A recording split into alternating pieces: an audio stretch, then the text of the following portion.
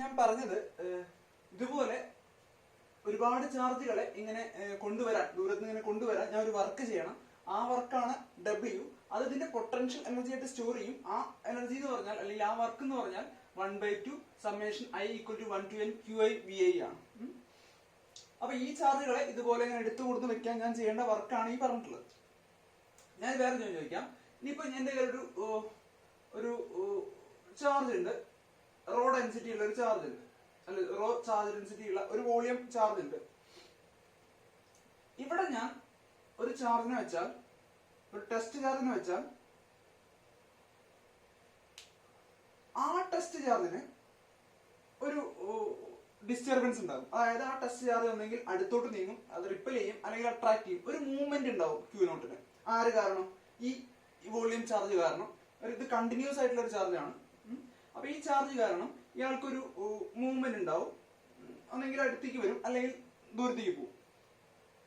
Movement ഉണ്ടാവുക എന്ന് പറഞ്ഞാൽ അവിടെ എനർജി ഉണ്ട്. നിങ്ങൾക്ക് ഒരു സാധനത്തിനെ മൂവ് ചെയ്യിക്കണമെങ്കിൽ എനർജി വേണം. അപ്പോൾ ഇയാൾ മൂവ് ചെയ്യാൻ കാരണം ഇയാളുടെ ഒരു എനർജി ഉണ്ട് ഇവിടെ. അതുകൊണ്ടാണ് ഇയാൾ മൂവ് ചെയ്തത്. ഇയാളെ കുറച്ച് അടുത്തേക്ക് കൊണ്ടുവരികയാണെങ്കിൽ അയാൾ ഒന്നും കൂടി സ്പീഡിൽ നീങ്ങും, അല്ലെങ്കിൽ സ്പീഡിൽ മൂവ്മെന്റ് ഉണ്ടാവും. അതായത് ഒന്നും കൂടി ശക്തിയായ എനർജി ഉണ്ട്.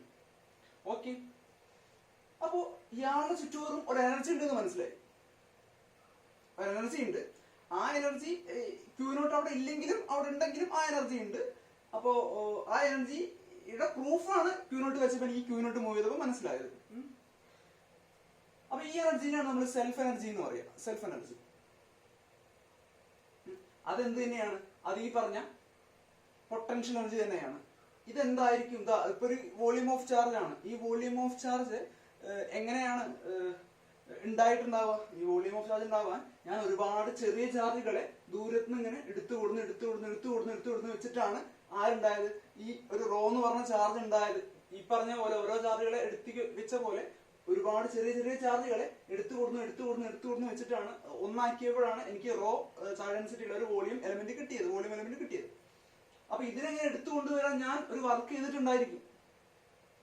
ആ ഞാൻ ചെയ്ത വർക്കാണ് ഇതിന് ചുറ്റും ഇലക്ട്രോസ്റ്റാറ്റ് അല്ലെങ്കിൽ ഇലക്ട്രിക് ഫീൽഡിന്റെ ഫോമിലെ എനർജി ആയിട്ട് എടുക്കുന്നത്.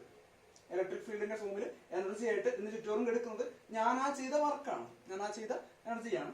അപ്പോ നമുക്ക് ഈ ഫോർമുല തന്നെ ഇവിടെയും കൊടുക്കാം. അപ്പൊ എന്തായിരിക്കും ഇവിടെ ഞാൻ ചെയ്തിട്ടുണ്ടാകുന്ന വർക്ക്? ഇതിങ്ങനെ ഒരുമിക്കാൻ ഞാൻ ചെയ്യേണ്ട വർക്ക് എത്രയായിരിക്കും? അപ്പൊ എനിക്കറിയാം എനർജി. അപ്പോ ഞാൻ പറഞ്ഞു എനർജി എന്ന് പറഞ്ഞു കഴിഞ്ഞാൽ W = ഒരു ഡിസ്ക്രീറ്റ് ചാർജിന് ഇതാണ് ഫോർമുല. അപ്പൊ ഒരു കണ്ടിന്യൂസ് ചാർജിന്, കണ്ടിന്യൂസ് ആയിട്ടുള്ള ചാർജ് ഡിസ്ട്രിബ്യൂഷന് ഞാൻ ഒരു കണ്ടിന്യൂസ് ചാർജ് ഡിസ്ട്രിബ്യൂഷൻ ആണെങ്കിൽ ചാർജ് ഞാൻ പറയാം ρV d എന്നാണ്, അല്ലെങ്കിൽ സർഫസിലാണെങ്കിൽ σd എന്നാണ്, ഒരു 1 ഡയമെൻഷൻ ആണെങ്കിൽ λd എന്നാണ്.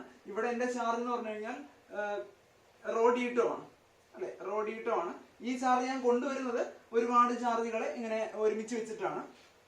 അപ്പൊ ഒരുപാട് ചാർജുകൾ ഒരുമിച്ച് വെക്കാനുള്ള ഫോർമുല ഇതാണ്. പക്ഷെ ഇത് ഡിസ്ക്രീറ്റിനാണ്. ഇവിടെ ഞാൻ ആരെ കൊടുക്കണം? കണ്ടിന്യൂസിനെ കൊടുക്കണം. അതായത് Qക്ക് പകരം ρ d കൊടുക്കേണ്ടിയിരിക്കും. സമ്മേഷന് പകരം ഞാൻ ഇന്റഗ്രേഷൻ യൂസ് ചെയ്യേണ്ടി വരും. അതായിരിക്കും ഉണ്ടാവുന്ന വ്യത്യാസം.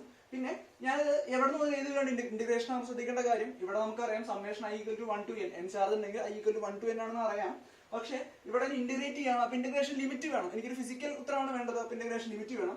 അപ്പൊ ഞാൻ പറഞ്ഞു ഇത് എന്തിന്റെ എനർജിയാണ്? എന്റെ എനർജി ഇലക്ട്രോസ്റ്റാറ്റിക് ഫീൽഡിന്റെ ടേമിലാണ് കിടക്കുന്നത്, ഇലക്ട്രോസ്റ്റാറ്റിക് ഫീൽഡിലാണ് കിടക്കുന്നത്. അപ്പൊ എന്റെ എനർജിയാണ് ഈ ഇലക്ട്രോസ്റ്റാറ്റിക് ഫീൽഡ് ഏതുവരെ ഉണ്ടോ അതുവരെ ഞാനത് ഇന്റഗ്രേറ്റ് ചെയ്യണം. അപ്പൊ ഒരു ചാർജിന്റെ ഇലക്ട്രോസ്റ്റാറ്റിക് ഫീൽഡ് ഏതുവരെ ഉണ്ടാവുക? അത് ഇൻഫിനിറ്റി വരെയാണ് ഉണ്ടാവുക. നമ്മൾ ഇലക്ട്രിക് ഫീൽഡ് പഠിക്കുമ്പോഴേ പറഞ്ഞു, ഇലക്ട്രിക് ഫീൽഡ് ചാർജ് എൻസെറ്റ് ഇൻഫിനിറ്റി എന്ന് പറഞ്ഞാൽ പഠിച്ചത്, അല്ലെ?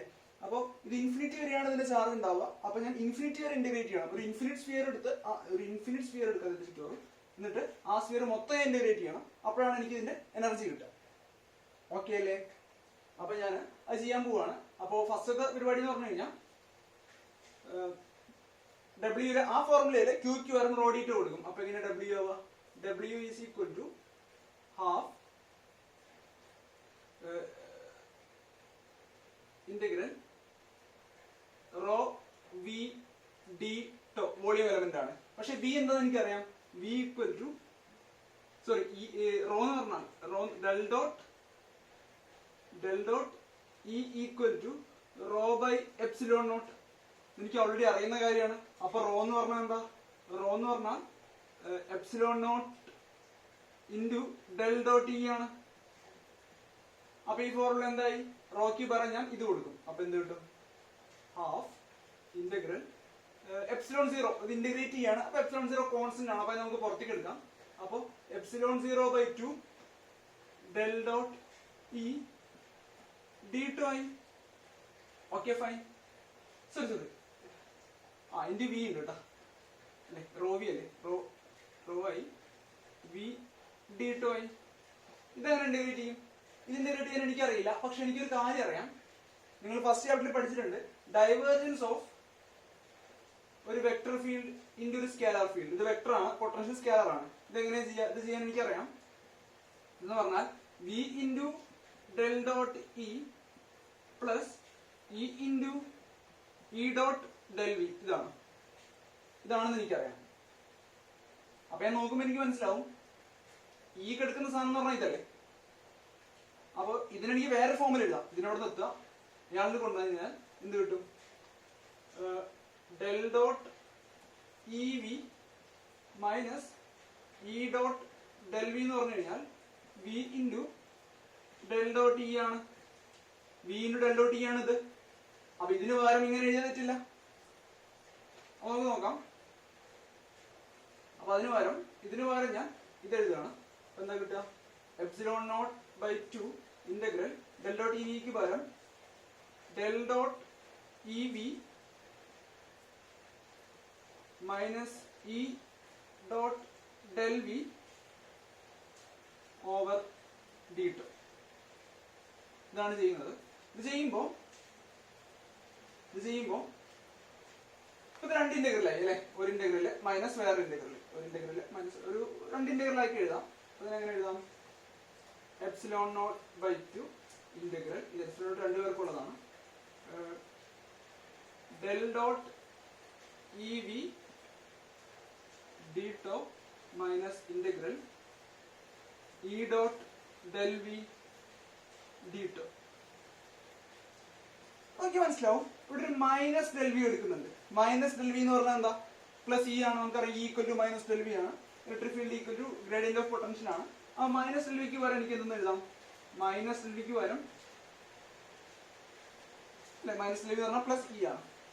അത് ഇ ഡോട്ട് ഇ ആയി. ഇ ഡോട്ട് ഇ എന്ന് പറഞ്ഞാൽ എന്താ? ഇ സ്ക്വയർ ഡി ടു ആണ്. അപ്പൊ ആ time E square D to ആയി. ഇനി ഇവിടെ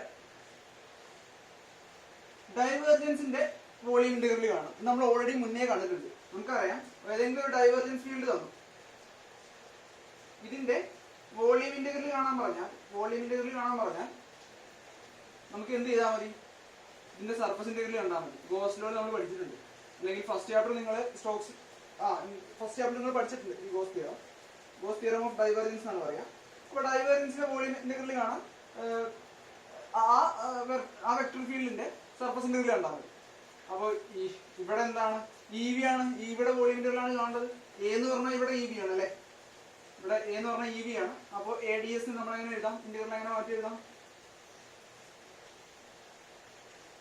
എപ്സിലോൺ നോട്ട് ബൈ 2 ഇവിടെ എന്ന് പറഞ്ഞാൽ ഇവിടെ integral of E V over the surface ആയിരിക്കും, D A plus integral E square D tau. നോക്കിയാൽ മനസ്സിലാവും ഇതൊരു സർഫസ് ഇന്റഗ്രലാണ്, ഇതൊരു വോളിയം ഇന്റഗ്രലാണ്. ഞാൻ പറഞ്ഞു എനിക്ക് എന്റെ ഇന്റഗ്രേഷൻ ലിമിറ്റ് എവിടെയാണ്? ഇൻഫിനിറ്റ് ആയിട്ടുള്ള ഒരു സ്ഫിയർ ആണ്. ആ സ്ഫിയറിന് ഉള്ളിലാണ് എന്റെ ഇലക്ട്രിക് ഫീൽഡ് മൊത്തം കിടക്കുന്നത്. അപ്പൊ അത് മൊത്തമാണ് ഇന്റഗ്രേറ്റ് ചെയ്യേണ്ടത്. ഒരെണ്ണം സർഫസ് ഇന്റഗ്രൽ ആണ്, ഒരെണ്ണം വോളിയം ഇന്റഗ്രൽ ആണ്. അപ്പോൾ എന്റെ ചാർജ് റോ എവിടെ കിടക്കുന്നത്? ഇതെനിക്ക് ഇന്റഗ്രേറ്റ് ചെയ്യേണ്ട ഒരു സ്ഫിയർ ആണ്. ആ സ്ഫിയറിന്റെ റേഡിയസ് എത്രയാണ്? ഇൻഫിനിറ്റി ആണ്. ഒരു സാധനം എനിക്ക് ഈ ഫസ്റ്റ് ടേം സർഫസിൽ മാത്രം ഇന്റഗ്രേറ്റ് ചെയ്താൽ മതി. സെക്കൻഡ് ടേം ഫുൾ വോളിയത്തിൽ ഇന്റഗ്രേറ്റ് ചെയ്യണം. അതാണ് വേണ്ടത്. ഓക്കെ. അപ്പോ ഈ എന്ന് പറഞ്ഞാൽ നമുക്ക് സർഫസിൽ മാത്രം ഇന്റഗ്രേറ്റ് ചെയ്യേണ്ടത്. അപ്പോൾ എന്റെ ഇ എങ്ങനെയാണ് മാറുന്നത്? ഈ വേരി ചെയ്യുന്ന ഒരു സാധനമാണ്. ഈ എങ്ങനെയാ വേരി ചെയ്യാം? ഈ വേരി ചെയ്യാം 1/4πε0 q/r² ആണ്. അപ്പൊ ഡിസ്റ്റൻസ് മാറുമ്പോൾ ഈ വേരി ചെയ്യുന്നത് 1/r² ആയിട്ടാണ്. ബി എങ്ങനെയാ വേരി ചെയ്യുക? ബി വേരി ചെയ്യുന്നത് 1/r ആയിട്ടാണ്. അപ്പൊ ഇൻറ്റു 1/r. അപ്പൊ ഇ ബി മാറുന്നത് 1/r² × 1/r ആയിട്ടായിരിക്കും. ഇനി ഏരിയ എങ്ങനെയാ മാറുക? ഏരിയ മാറുക r² ആയിട്ടാണ് അല്ലെ. ഒരു സ്ഫിയറിന്റെ ഏരിയ ഇങ്ങനെ 4πr² ആണ്. അപ്പൊ ഇൻറ്റു r² ആണ്. ഈ മാറുന്നത് 1/r² ഇൻറ്റു വി മാറുന്നത് 1/r into D A into r². ഇങ്ങനെയാണ് മൊത്തം മാറുന്നുണ്ടാവുക. r² വെട്ടിപ്പോയി. അപ്പൊ ഈ മൊത്തം ഫംഗ്ഷൻ മാറുന്നത് 1/r ആയിട്ടാണ്. എന്റെ സർഫസിലെ റേഡിയസ് എത്രയാ? ഇൻഫിനിറ്റി ആണ്.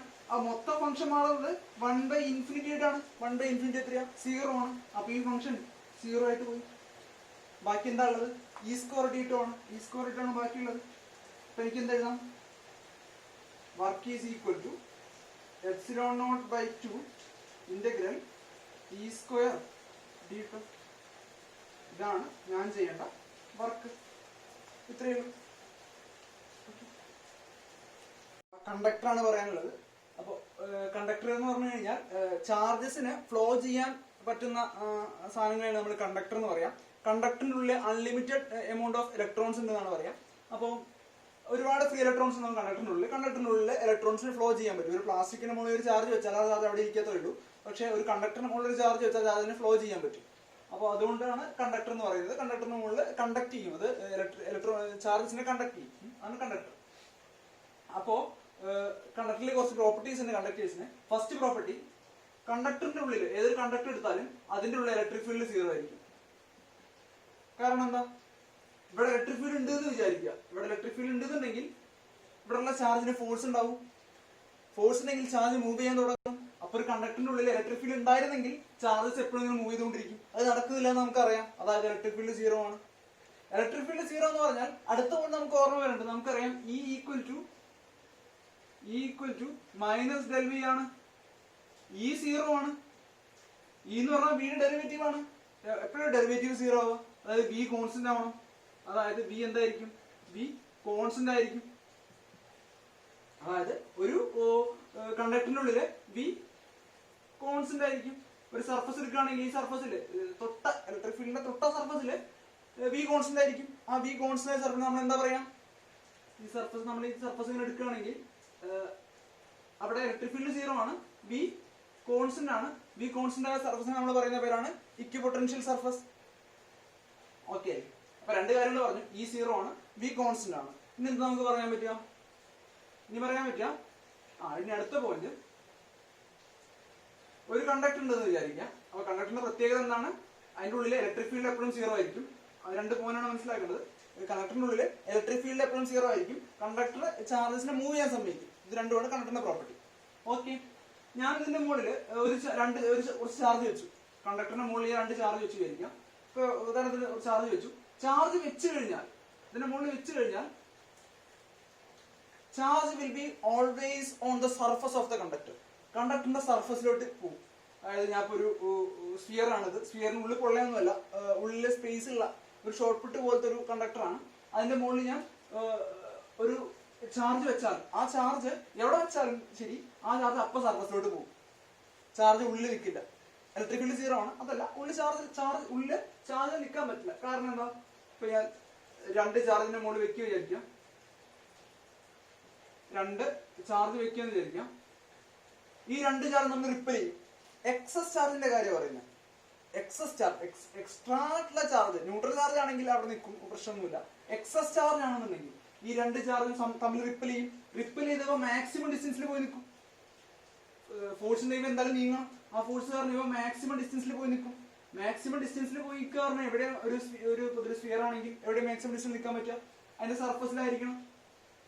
മാക്സിമം ഡിസ്റ്റൻസിൽ പോയി നിൽക്കും. അപ്പോ ഞാൻ എക്സസ് ചാർജ് കൊടുത്തു, അത് എപ്പോഴും നമ്മുടെ കണ്ടക്ടറിന്റെ സർഫസിലായിരിക്കും.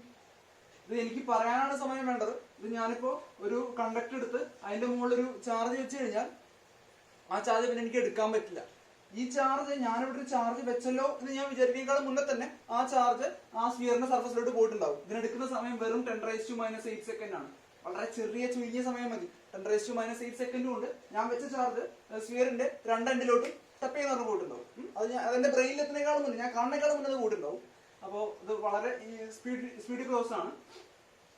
അപ്പോൾ അതാണ് സെക്കൻഡ് പ്രോപ്പർട്ടി. അപ്പോൾ ഒരു പ്രോപ്പർട്ടി പറഞ്ഞു, ഇലക്ട്രിക് ഫീൽഡ് 0 ആണ്, പൊട്ടൻഷ്യൽ കോൺസ്റ്റന്റ് ആണ്. അതുപോലെ തന്നെ ഒരു എക്സസ് ചാർജ് ഉണ്ടെങ്കിൽ അതെപ്പോഴും ഇതിന്റെ സർഫസിലായിരിക്കും ഉണ്ടായിരിക്കുക. ഓക്കെ അല്ലേ? ഓക്കെ ആണ്. ഇനി വേറൊരു പോയിന്റ് പറയുന്നത്, എൻ്റെ ഒരു കണ്ടക്ടർ ഉണ്ടെന്ന് വിചാരിക്കാം. ഇതിൽ കണ്ടക്ടർ ഉണ്ടെന്ന് വിചാരിക്കാം. Okay okay. ഇപ്പൊ ഒരു കണ്ടക്ടർ ഉണ്ട്. കണ്ടക്ടർ ഞാനിപ്പോ ഇങ്ങനെയാണ് കണ്ടക്ടർ വരയ്ക്കുന്നത്. ഇതൊരു കണ്ടക്ടറാണ്, വരയ്ക്കാൻ എളുപ്പത്തിനാട്ടോ. ഒരു കണ്ടക്ടറാണ്. അപ്പോ ഇത് ന്യൂട്രലായ കണ്ടക്ടറാണ്. ഞാനിവിടെ ഒരു പോസിറ്റീവ് ചാർജിനെ ഇവിടെ എടുത്ത് കൊടുത്തു വെച്ചു. പോസിറ്റീവ് ചാർജിനെ കൊടുത്തു വെച്ചു. ഇവിടെ ഒരു പോസിറ്റീവ് ചാർജ് വെച്ചാൽ എന്താ ഉണ്ടാവാം? ഈ പോസിറ്റീവ് ചാർജ് ഇതിന്റെ ഉള്ളിലുള്ള നെഗറ്റീവ് ചാർജിനൊക്കെ ടോട്ടലി ന്യൂട്രൽ ആണ്. പക്ഷെ ഇത് ഇവിടെയുള്ള നെഗറ്റീവ് ചാർജിനൊക്കെ ഇങ്ങോട്ട് അട്രാക്ട് ചെയ്യും. അപ്പൊ നെഗറ്റീവ് ചാർജ് ഒക്കെ ഇവിടെ വരും, ഇതിന്റെ സർഫസിലോട്ട് വരും.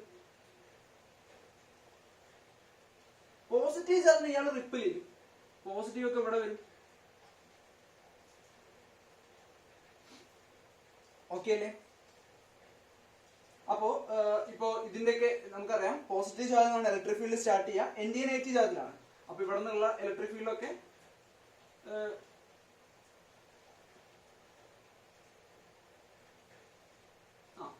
ഇവിടെ എങ്ങനെ പോവും? ഓക്കെ അല്ലേ? ഇനിയും ഇത് കാരണം ഇലക്ട്രിക് ഫീൽഡ് ഉണ്ടായിരിക്കും. ആ ഇലക്ട്രിക് ഫീൽഡ് ഇവിടേക്ക് എത്തും. ഇതിന്റെ ഇടയിൽ ഇലക്ട്രിക് ഫീൽഡ് ആവാൻ സാധ്യത ഉണ്ട് അല്ലെ? ഇതുകൊണ്ട് എല്ലാ സാധനയും ചിലപ്പോൾ ഇതിന്റെ എല്ലാ ഇലക്ട്രിക് ഫീൽഡിനെയും നെഗറ്റീവ് ചാർജിന് എന്താ പറയാ കോമ്പൻസേറ്റ് ചെയ്യാൻ പറ്റിക്കൊള്ളുന്നില്ല. ഇൻ തിയറി പറ്റും, കാരണം അൺലിമിറ്റഡ് ഇലക്ട്രിക് ചാർജ് എന്നാണ് പറയാം. ഓക്കെ. അപ്പോ എന്നാലും ഇതിന്റെ ഇലക്ട്രിക് ഫീൽഡ് അവിടെ ഉണ്ടെന്നുണ്ടെങ്കിൽ ഇപ്പൊ ഇവിടെ പോസിറ്റീവ് ഉണ്ട്, ഇവിടെ നെഗറ്റീവ് ഉണ്ട്.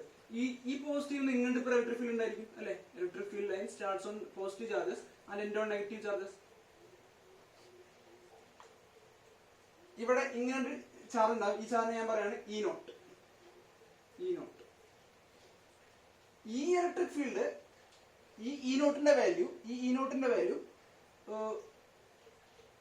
Will be such that E naught ഇത് കാരണം കണ്ടക്ടറിനകത്ത് ഉണ്ടാകുന്ന ഒരു ഇലക്ട്രിക് ഫീൽഡ് ഉണ്ടാവും. ആ ഇലക്ട്രിക് ഫീൽഡ് ഞാൻ E1 എന്ന് പറഞ്ഞു. കണ്ടക്ടറിന്റെ ഉള്ളിൽ ഈ ചാർജ് ചെയ്യുന്ന ഇലക്ട്രിക് ഫീൽഡ് ഉണ്ടായിരിക്കും. ആ ഇലക്ട്രിക് ഫീൽഡിനെ ഈ നോട്ട് ഒപ്പോസ് ചെയ്ത് ടോട്ടൽ ഇലക്ട്രിക് ഫീൽഡ് എന്താക്കും? 0. കാരണം കണ്ടക്ടറിനുള്ള ഇലക്ട്രിക് ഫീൽഡ് വരാൻ പാടില്ല. അതാണ് നമ്മുടെ ഫസ്റ്റ് പോയിന്റ്. കണ്ടക്ടറിനുള്ള ഇലക്ട്രിക് ഫീൽഡ് 0 ആണ്. അപ്പൊ ഞാനിവിടെ ഒരു ചാർജ് വെച്ചാൽ, ഒരു പോസിറ്റീവ് ചാർജ് വെച്ചാൽ, ആ പോസിറ്റീവ് ചാർജ് കാരണം കണ്ടക്ടറിനുള്ള ഇലക്ട്രിക് ഫീൽഡ് ഡെവലപ്പ് ആയിട്ടുണ്ടാവും. ആ ഇലക്ട്രിക് ഫീൽഡിനെ ഓപ്പോസ് ചെയ്യാൻ വേണ്ടിയിട്ട് നെഗറ്റീവ് ചാർജ് ഇവിടെ വന്നിരിക്കും. ഈ പോസിറ്റീവ് ചാർജ് നെഗറ്റീവ് ചാർജിനെ അട്രാക്ട് ചെയ്യും. ഈ പോസിറ്റീവ് ചാർജ് പോസിറ്റീവ് ചാർജിനെ അട്രാക്ട് ചെയ്യും. അപ്പൊ നെഗറ്റീവ് ഇവിടെ വരും, പോസിറ്റീവ് അവിടെ വരും. പോസിറ്റീവ് ഒരു നെഗറ്റീവിലോട്ട് ഒരു ഇന്റേണൽ ഇലക്ട്രിക് ഫീൽഡ് ഉണ്ടായിരിക്കും. ഈ ഇന്റേണൽ ഇലക്ട്രിക് ഫീൽഡ് ഈ പോസിറ്റീവ് ചാർജ് ഇതിനകത്ത് ഉണ്ടാക്കിയ ഇലക്ട്രിക് ഫീൽഡിനെ 0 ആക്കുന്ന രീതിയിലായിരിക്കും അറേഞ്ച് ചെയ്തിട്ടുണ്ടാവുക. Make total electric field 0. അങ്ങനെ ഉള്ളിലുള്ള ടോട്ടൽ ഇലക്ട്രിക് ഫീൽഡ് 0 ആയിട്ടുണ്ടാവും. ഓക്കെ അല്ലേ? അതാണ് അടുത്ത പോയിന്റ്. ഇനി പറയാനുള്ളത് എന്താണ്?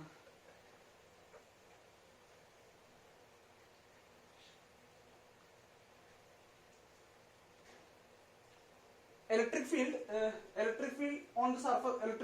അപ്പൊ ഇലക്ട്രിക് ഫീൽഡ് ഉള്ളിൽ 0 ആണെന്ന് പറഞ്ഞു. ഇലക്ട്രിക്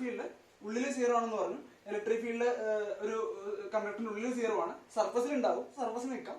അപ്പൊ സർഫസിലെ electric field will be always perpendicular to the surface. സർഫസിന് പെർപെൻഡിക്കുലർ ആയിരിക്കും. ഇലക്ട്രിക് ഫീൽഡ് വരയ്ക്കുകയാണെങ്കിൽ അതെപ്പോഴും സർഫസിന് പെർപെൻഡിക്കുലർ ആയിരിക്കണം. വൈ?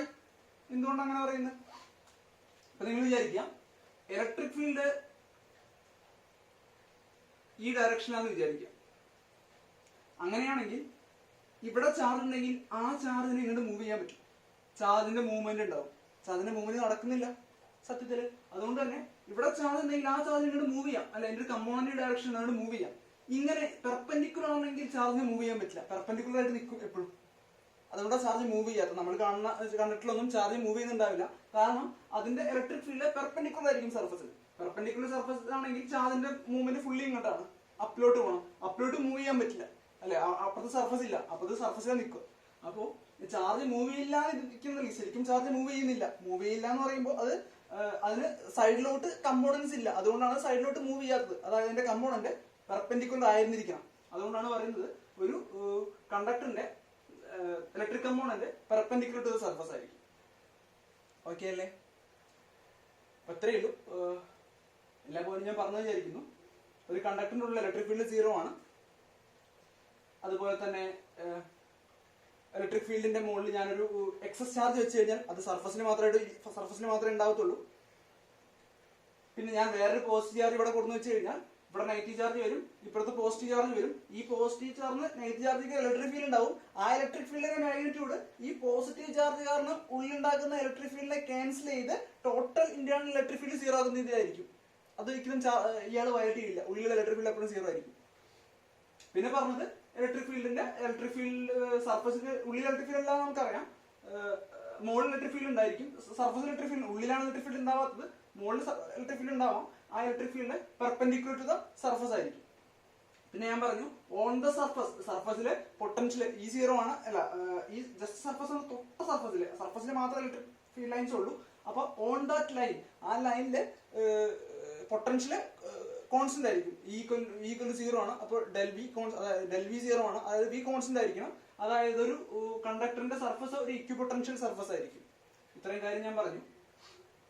ഇനി അടുത്ത പറയാനുള്ളത്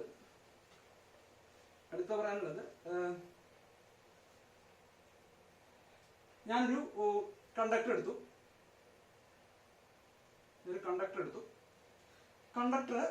അപ്പൊ നമുക്ക് കണ്ടക്ടറിനുള്ളിൽ ഞാൻ ഹോൾ ഉണ്ടാക്കി. ഒരു ഓട്ടം ഉണ്ടാക്കി കണ്ടക്ടറിനുള്ളിൽ. ഓക്കെ, അപ്പൊ ഇത് ഹോളാണ് കേട്ടോ. അപ്പൊ ഇതൊരു സ്ഫിയർ ഷോർട്ട് പുട്ട് ആണ്. ഷോർട്ട് പുട്ടിനുള്ളിൽ ഞാൻ ഒരു ഹോൾ ഉണ്ടാക്കി. അപ്പൊ എനിക്ക് ഇവിടെ നോക്കി അപ്പുറം കാണാം. അപ്പൊ ഒരു ഹോൾ ഉണ്ടാക്കി. ഈ ഹോളിൽ ഞാൻ ഒരു ക്യൂ ചാർജ് വെച്ചു. എന്താ സംഭവിക്കുക? അപ്പൊ നമുക്കറിയാം ഇത് കണ്ടക്ടറാണ്, ഈ ബാക്കിയുള്ള ഭാഗം കണ്ടക്ടറാണ്. ഇവിടെയാണ് ഞാൻ ഓട്ടം ഉണ്ടാക്കിയത്. അപ്പൊ ഇത് കണ്ടക്ടറാണ്. ഇതിന്റെ ഉള്ള ഇലക്ട്രിക് ഫീൽഡ് എന്തായിരിക്കണം? സീറോ ആയിരിക്കണം. ഓക്കെ, ഇപ്പൊ ഇവിടെ ക്യൂ വെക്കുകയാണെന്നുണ്ടെങ്കിൽ ഇതിന്റെ ഇലക്ട്രിക് ഫീൽഡ്, ഞാൻ ഒരു ചാർജ് ഇങ്ങനെ വെച്ചാൽ 4 സൈഡും ഇലക്ട്രിക് ഫീൽഡ് ഉണ്ടാവില്ലേ? ഇലക്ട്രിക് ഫീൽഡ് ലൈൻസ് 4 ഭാഗത്തേക്കും പോകില്ലേ? അപ്പൊ ഇവിടെയൊക്കെ ഇലക്ട്രിക് ഫീൽഡ് വരില്ലേ? അപ്പൊ എന്ത് ചെയ്യും? ഇതൊരു ന്യൂട്രൽ കണ്ടക്ടർ ആയിരുന്നു. അതിനുള്ളിൽ ഞാൻ ഓട്ടം ഉണ്ടാക്കി, അതിനുള്ളിൽ ക്യൂ വെച്ചു. അപ്പൊ ഈ ക്യൂ വെച്ച സ്ഥിതിക്ക് ഇതിന്റെ ഇലക്ട്രിക് ഫീൽഡ് ഇതിനുള്ളൊക്കെ ഉണ്ടായിട്ട് കണ്ടക്ടറിനുള്ള ഇലക്ട്രിക് ഫീൽഡ് ഉണ്ടാവാൻ സാധ്യതയുണ്ട്. അപ്പൊ ഇത് തടയാൻ വേണ്ടിയിട്ട്, ഇത് പോസിറ്റീവ് ചാർജ് ആണെങ്കിൽ നെഗറ്റീവ് ചാർജുകൾ ഇവിടെ വന്ന് നിൽക്കും. നെഗറ്റീവ് ക്യൂ ചാർജ് ടോട്ടൽ എത്ര തന്നെയായിരിക്കും? നെഗറ്റീവ് ക്യൂ തന്നെയായിരിക്കും. നെഗറ്റീവ് ക്യൂ ഇതിന് ചുറ്റോറ് വന്ന് അറേഞ്ച് ആയി നിൽക്കും. അതായത് ഇന്ന് പോകുന്ന പോസിറ്റീവ് പോകുന്ന എല്ലാ ഇലക്ട്രിക് ഫീൽഡ് ലൈൻസും നെഗറ്റീവിൽ എൻഡ് ചെയ്യും. എത്ര ചാർജുകൾ വരും? മൈനസ് ക്യൂ ചാർജ് ഇവിടെ വന്ന് നിൽക്കും. മൈനസ് ക്യൂ ചാർജ് എന്തിനാണ് വരുന്നത്? ക്യൂ എന്നുള്ള എല്ലാ ഇലക്ട്രിക് ഫീൽഡ് ലൈൻസും ഈ നെഗറ്റീവ് ക്യൂല് പോയി എൻഡ് ചെയ്യും. അതായത് ഇതിന്റെ ഉള്ളിലോട്ട് ആര് വരില്ല? നമ്മുടെ കണ്ടക്ടറിനുള്ള ഇലക്ട്രിക് ഫീൽഡ് ലൈൻസ് സീറോ ആയിരിക്കും. ഇലക്ട്രിക് ഫീൽഡ് ലൈൻസിൽ പോകേണ്ട ആവശ്യമില്ല, അയാൾ അവിടെ തന്നെ എൻഡ് ചെയ്യും. ഈ ഹോൾസിന്റെ അവിടെ ഈ തന്നെ നെഗറ്റീവ് ക്യൂ ചാർജിനെ വന്ന് എൻഡ് ചെയ്യും. അപ്പൊ ഇതിന്റെ ഉള്ള ഇലക്ട്രിക് ഫീൽഡ് എത്രയായി? സീറോ ആയി. ഇയാളുടെ ഇലക്ട്രിക് ഫീൽഡ് ലൈൻസ് പുറത്തു വരുന്നില്ല. Electric field line start on positive charge and end on negative charge. ഇവിടെ നെഗറ്റീവ് ചാർജ് ഉണ്ട്, പിന്നെ എന്താണ് പുറത്തേക്ക് പോകുന്നു? നെഗറ്റീവ് ചാർജ് എൻഡ് ആയി, ഇലക്ട്രിക് ഫീൽഡ് ലൈൻസ് അവിടെ തീർന്നു. കണ്ടക്ടറിനുള്ള ഇലക്ട്രിക് ഫീൽഡ് സീറോ. അപ്പൊ ഞാൻ ആദ്യം പറഞ്ഞു ഇതൊരു ന്യൂട്രൽ ചാർജ് ആയിരുന്നു. ന്യൂട്രൽ ചാർജില് ഞാൻ ഒരു ക്യൂ ചാർജ് ഇവിടെ കൊണ്ടു വെച്ചു. അപ്പൊ ഒരു നെഗറ്റീവ് ക്യൂ ചാർജ് ഇവിടേക്ക് വരികയാണ് ചെയ്തത്, അല്ലെ? നെഗറ്റീവ് ക്യൂ ചാർജ് ഇവിടേക്ക് വരികയാണ് ചെയ്തത്. ന്യൂട്രൽ ആയിരുന്നു, നെഗറ്റീവ് ക്യൂ വന്നു. അപ്പൊ ബാക്കി എന്തുണ്ടാവും? ഒരു പോസിറ്റീവ് ക്യൂ ഉണ്ടാവണം, അല്ലെ? രണ്ടും കൂടി ന്യൂട്രൽ ആവാം. ഒരു പോസിറ്റീവ് ക്യൂ ഉണ്ടാവും. ആ പോസിറ്റീവ് ക്യൂ എവിടെ നിൽക്കുന്നുണ്ടാവാം? ആ പോസിറ്റീവ് ക്യൂവിന് ഇവിടെ നിൽക്കാൻ പറ്റുമോ? ഇല്ല. ഞാൻ പറഞ്ഞു എക്സ്ട്രാ ചാർജ് ഒരിക്കലും ഉള്ളിൽ നിൽക്കില്ല. എവിടെ നിൽക്കുന്നുണ്ടാവുക? പുറത്താണ് നിൽക്കുന്നുണ്ടായിരിക്കുക. അപ്പൊ ആ പ്ലസ് ക്യൂ ചാർജ് എവിടെ ഉണ്ടാവും? ഔട്ടർ സർഫസിൽ ഉണ്ടാവും. ഇതൊക്കെ പോസിറ്റീവ് ചാർജ് ആവാം. മൈനസ് ഇട്ട് പോയി.